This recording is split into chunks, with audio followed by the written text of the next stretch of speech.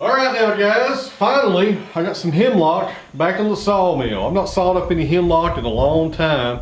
It's one of my favorite woods to saw. It's a soft wood, but it's pretty dense like yellow pine. It's rot resistant. It doesn't do good in the ground. Nothing really does besides maybe white oak or black locust. They do pretty good in the ground. So it's rot resistant, but it's not good in the ground. So it's okay for siding and stuff like that. A lot of people use it for fences around here and they have good success with it. It's a really nice wood. It's sought after in this area. I know in the previous video, a lot of you guys talked about having hemlock, you know, plentiful wherever you live in this world. But around here we have it, but it's getting killed off by some kind of bug. I'm not even sure what that is. I heard some foresters talk about it a while back. I can't remember the name of it. But we're losing it, guys. And hopefully they'll have a cure for that or some way to eradicate that little beetle or whatever's going on with this tree, and we'll have these things for generations to come if we're lucky. So this is a 10-footer. There's a lot of twist here. This is a yard tree, did not come from the forest. That'd have been really nice. We'd had less knots if that would have been the case. But it's not too bad. It's a pretty good size log. It's pretty wide on this end over here, about 20 inches maybe. It's kind of shaped like an oval. It's got an odd growth to it here. And there's a whole lot of knots, if I didn't mention that as well.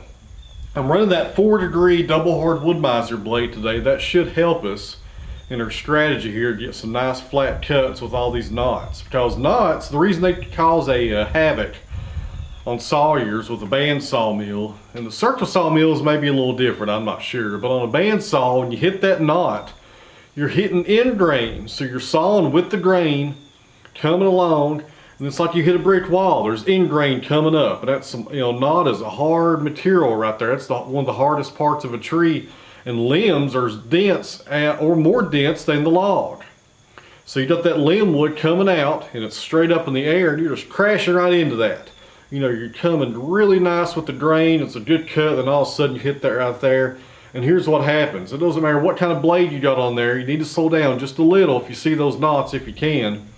And even if you do that, you still might have this defect, and that defect being a little bit of a dip or rise when it hits that knot, because that's just a lot of trauma, if that's the best word to use, on that blade crashing into that end grain right there. Just changing grain direction, just like hand planing wood with a hand plane.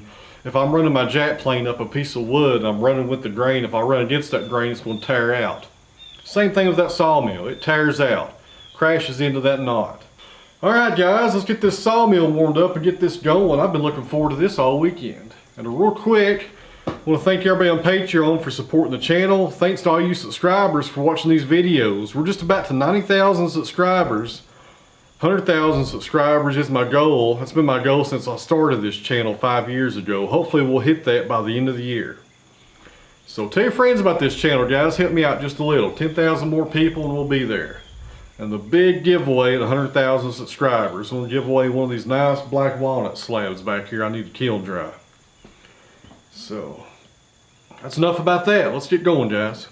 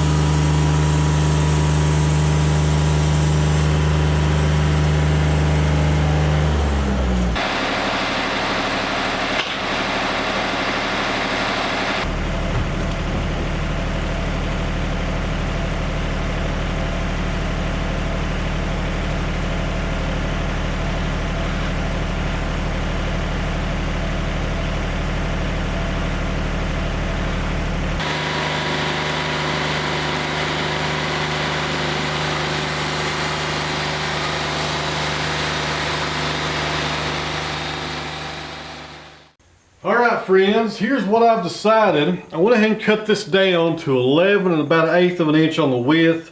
I got 2 offcuts to get to that width. Over here on the loading arms, I'll go back later on and edge those off to get boards out of it. Due to the fact there are knots on here, but they're not too bad. They're small little pinhole knots. They're all about 2-inch diameter. They're spread out. There's 3 and about 3 feet of clear timber in some areas between knots. So it's not as bad as I thought it was going to be. So here's what we're going to do. I got this squared up, like I was saying, to about 11 and 1/8 of an inch on the width. And the reason I'm doing that size is because I have a new machine here at the sawmill. I'm not even showed you guys yet. It's a Wood-Mizer MP260 4-sided molder. And what that thing does is it makes hardwood flooring, it makes log siding, it makes S4S lumber. It will finish lumber on all 4 sides. And the reason I did the 11 inches on width is because I want to send this stuff through that machine. I can do 2 sides of planing on one side of that machine up to 11 and about 1/4 inches on the width. So I was thinking about that on my width when I was sawing this. Planning ahead after kiln drying that we'll have to run it through that machine with no problems. So we're going to saw this at 5/4. It will go directly into the kiln here probably about the middle of the week. I got 2 more hemlocks here at the mill, 1 more to go get probably tomorrow or the next day, and I'll probably add some white pine in there as well, because you can dry white pine and softwoods like hemlock and yellow pine together with no problem, even if they're green. So we'll go ahead and get this one done. We'll do 5/4, and I'm probably going to turn this into some cabinets for the new shop when I get it done. But have I mentioned I like to use 4-degree blades? Man, they're nice. They go right through these knots with no trouble. Love those blades, guys. They're awesome.